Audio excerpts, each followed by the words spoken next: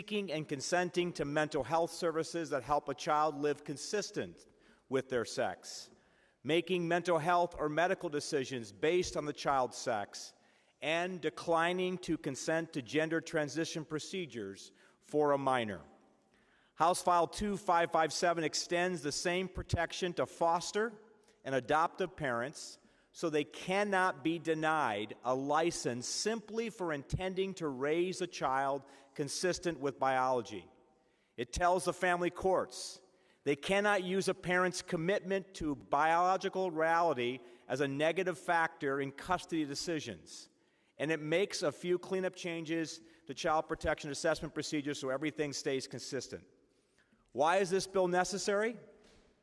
Because in states across the country, we have already seen parents lose custody, lose foster licenses, and even face criminal investigations simply for refusing to affirm a child's belief that they are the opposite sex.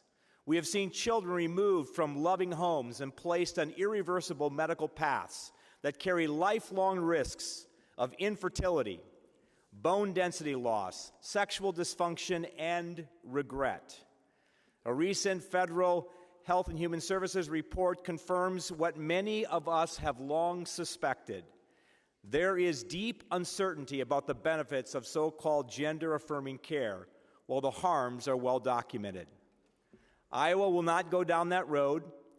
Our children thrive in safe, stable, loving homes where parents, not the government, make decisions.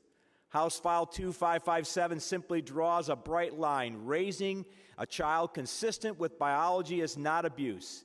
It never has been, and under this bill, it never will be. I urge my colleagues to support this important protection for Iowa families. Thank you. Is there discussion? The chair recognizes the representative from Lynn, Representative Ramirez. Thank you, Mr. Speaker. Good afternoon, colleagues of the House. I rise in strong opposition to House File 2557. I want to share a story about a student that I've worked with for a number of years. They are non-binary, they use they, them pronouns, and they don't fit neatly into the binary of girl or boy. For their privacy, I've changed their name to Jax. And I invite all of you, whether you have been historically an ally of the LGBTQ+ community or not, to remember that this is a real story of a real child here in Iowa. Jax grew up with a father who believed that being gay was the worst of all sins, and that Jax should see themselves as a girl because that was their sex assigned at birth. When Jax was 12, their father became so enraged by Jax's identity that he forced them to go shirtless at a public pool. He said, quote, "If you want to be a boy so badly, let's see you act like one." Jax stood there crying at the public pool, 12 years old, desperately trying to cover themselves. All while Jax's father yelled at them publicly. And it wasn't until a lifeguard intervened and Jax was finally allowed to put on a shirt that the humiliation stopped. When Jax finally was able to put on their shirt, their father said, "See, I told you you were a girl." That was not an isolated incident. Years of verbal abuse, emotional abuse, physical abuse. Jax repeatedly advocated for themselves and asked to go to therapy. Their father refused, saying it would brainwash them. What followed was shame, depression, and self-harm. Jax's mom eventually got full custody of them due to the violence that Jax endured at home. Had this bill been in effect, Jax would still be in that house, exposed to that violence. Jax advocated for years, and it wasn't until the law intervened that they were able to be in full custody with their mother. Under HF2557, everything Jax's father did, refusing mental health care, forcing Jax to conform to their assigned sex at birth through humiliating acts, would be explicitly exempted from the definition of child abuse. Jax's father would have used this bill, had it been law, to defend his actions. Jax's father, would be exactly the person this bill protects. I saw Jax recently in the last few months, and they told me that if they hadn't gotten out of that house, they no longer would be on this earth. They would have completed suicide, unable to handle the abuse any longer. I urge a no vote, as if this bill becomes law, our state will have the blood of LGBTQ plus children on our hands. Children like Jax.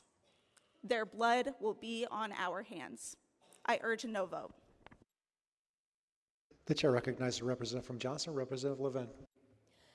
Thank you, Speaker, and good afternoon, colleagues of the House. I rise similarly in opposition to this bill. Let us be clear. This bill is not about happy, healthy, stable, secure families. If that is what we were talking about, this bill would not be necessary. This bill is necessary because acts that are abusive must be redefined out of existence so that children can be forced to conform, so that children can be put into practices and programs that tell them who they are and take away their right to self-determination. Iowa's kids are not ours to play with. They are not their parents to play with. They are not their adoptive parents to play with. They are not their foster parents to play with. They are formed and shaped by their biology and by their surroundings. We have a responsibility to care for them to the best of our ability, and that cannot include actions that are found to be abusive. Wiping out that designation of abuse with this law does not make it okay. It does not make it okay to send a kid to a camp where horrible things happen to them until they give up on who they know themselves to be. It does not make it okay to send them to a counselor who spends years denying their self-determination and their self-knowledge. It does not make it okay to tell them, you don't get dinner tonight until you take off that dress. It does not make it okay to do so many other things. Things like the story we just heard from Representative Ramirez and so many other things.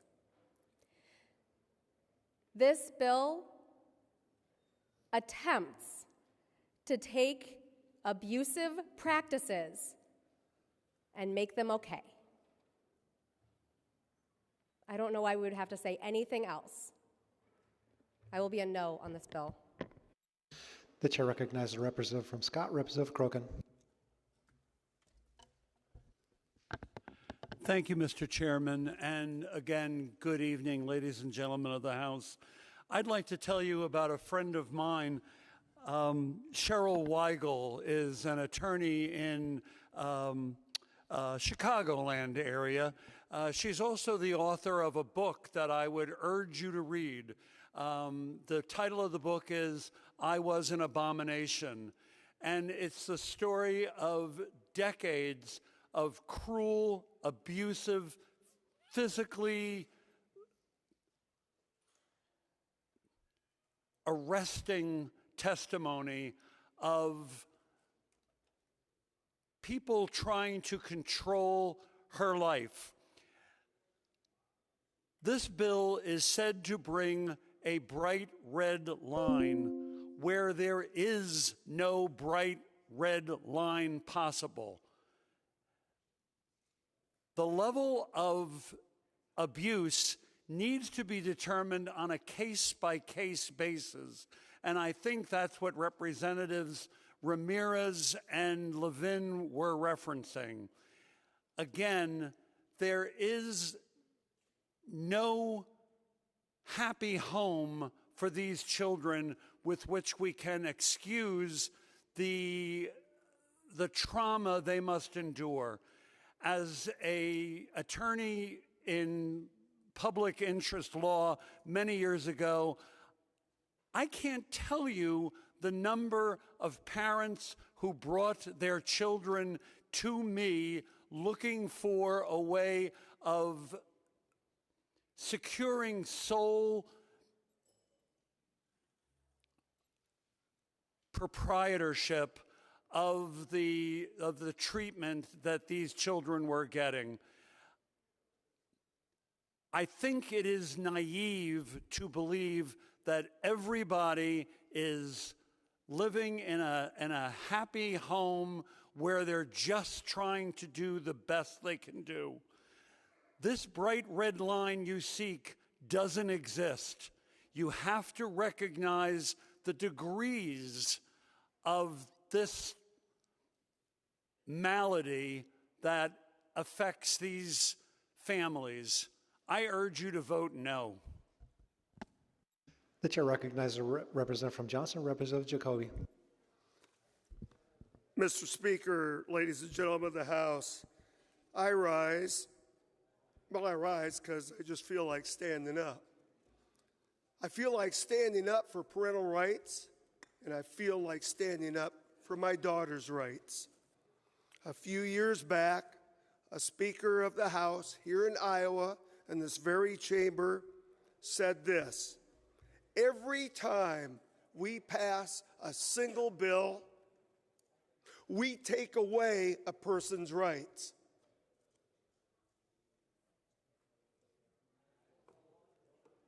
Then the following year, he was the minority leader.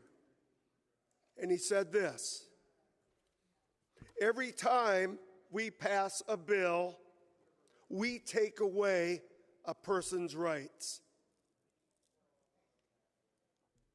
This bill takes away a person's rights. The chair recognizes a representative from Lynn, Representative Wicknedal. Thank you, Mr. Speaker. Good afternoon, Mr. Speaker. Good afternoon, ladies and gentlemen of the House. Would Representative Dunwell yield for questions? Will the representative yield? Yes. You are in order.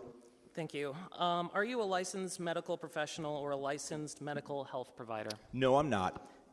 Can you tell me the definition of a licensed medical health service provider in Iowa Code? The licensed mental health professional has a master's degree and has been licensed and gone through appropriate training and certification. Okay, thank you. And what is the guidebook that a licensed mental health service provider should rely on for diagnosing and treating patients under your bill? This bill does not change anything about what license. I'm just asking, is there a guidebook? Can I'm talking, so I get to finish answering the question, please. It's a yes or no question. Is there a guidebook? No, I get to answer it how I want to answer the question. Is there a guidebook? I'm guessing there's a guidebook. I don't know. You're guessing. I don't know. You're guessing that there's a guidebook in the hands of Iowa's children? Can I please answer the question? So please understand, Representative, this bill does not change Iowa code regarding mental health. It doesn't change anything. All it does is exert parental rights. It doesn't change the code regarding mental health. Thank you, Representative.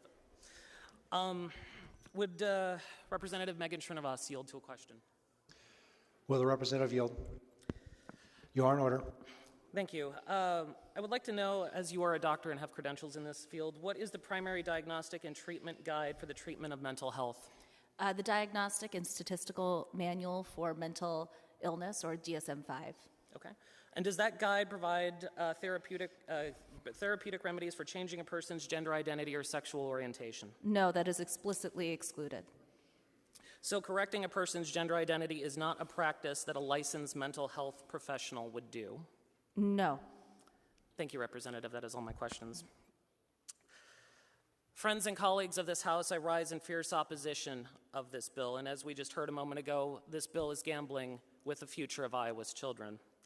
The bill before us today protects and provides a mean for prescribing conversion therapy for transgender and gender diverse youth.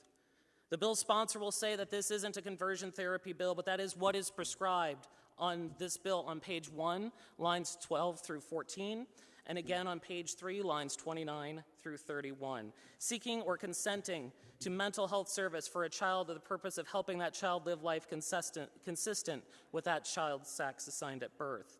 The bill's authors assert that the goal is to simply instruct, even though that there is no such practice accredited by any major medical organization, and therefore will not be practiced by any licensed mental health professional.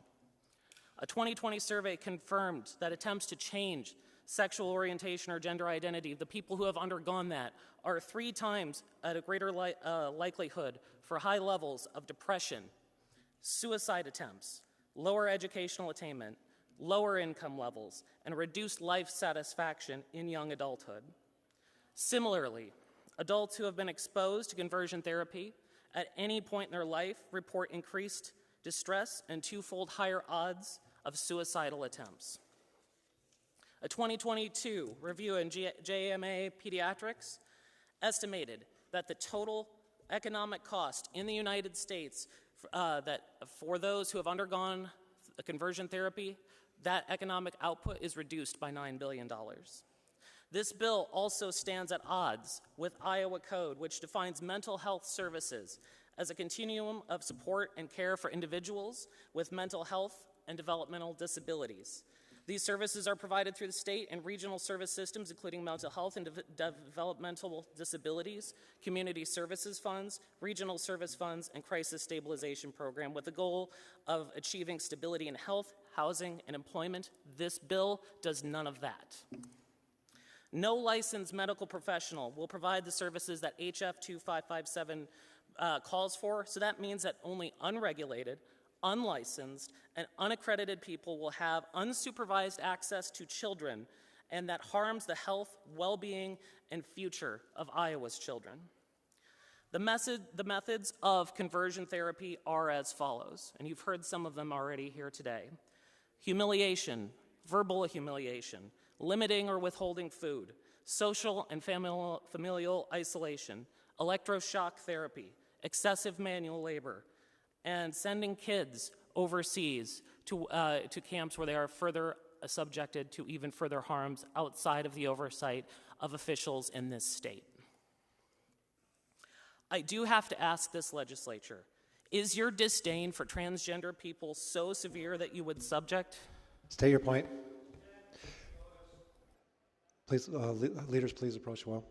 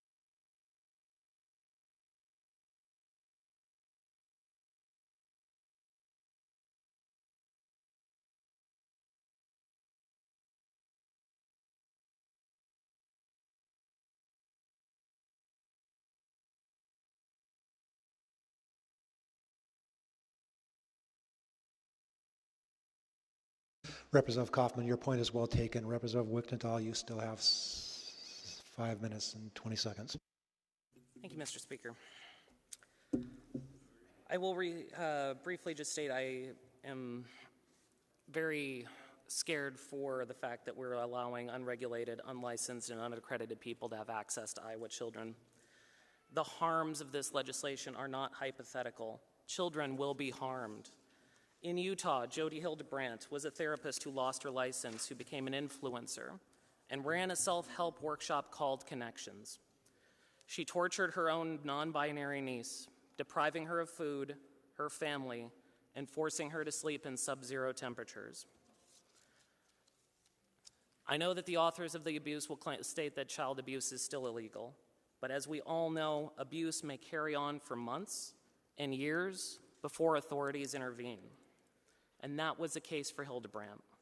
The authorities investigated her and ignored her niece's complaints.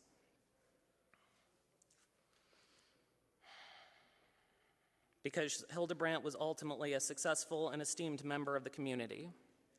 It took 15 years before an emaciated boy who had been physically restrained with visible wounds and restraint marks escaped Hildebrandt's home to go to the police, and 15 years before she would face justice for her crimes.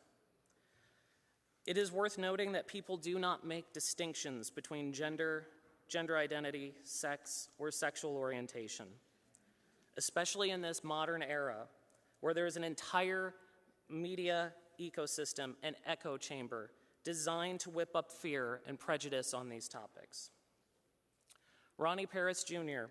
was a 4-year-old boy from Tampa, Florida, who was beaten to death by his father because he didn't want his boy to be a sissy. He didn't want his boy to be gay. He forced his son to participate in father-son boxing matches to try to teach him how to fight. The fact that this bill does not prevent child abuse, and it is designed to shield abusers. And while trans girls and gender nonconforming youth will be the ones to suffer on this bill, so will the men of tomorrow.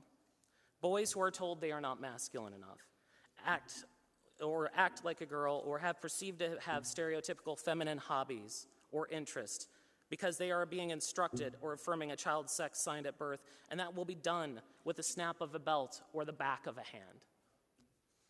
I know many in this chamber care about child safety, but this bill is being inked with the blood and the tears of the next generation. And as a majority member of this chamber once said, when in doubt, err on the side of the victims. So that is what I'm asking you today. Err on the side of the victims of conversion therapy and vote this bill down. Seeing no further discussion, the chair recognizes Representative from Jasper for closing comments on House File 2557. Thank you, Mr. Speaker. Let me close by reminding everyone what this bill actually does and what it does not do. House File 2557 does not change the definition of real child abuse. Physical abuse, sexual abuse, neglect, those remain exactly what they have always been. What this bill does is prevent the state from inventing a new category of abuse, the crime of believing that boys are boys and girls are girls. This legislation is rooted in biology, parental rights, and the latest medical evidence, including a federal HHS report that calls gender-affirming care for minors an area of exceptional uncertainty and risk. This bill protects birth parents, foster parents, and adoptive parents alike. It protects children from being caught in the middle of an ideological experiment that has already harmed too many kids in other states. And it tells every Iowa family, you have the right to raise your child consistent with biological reality without the fear of government taking that child away. Mr. Speaker, I move House File 2557.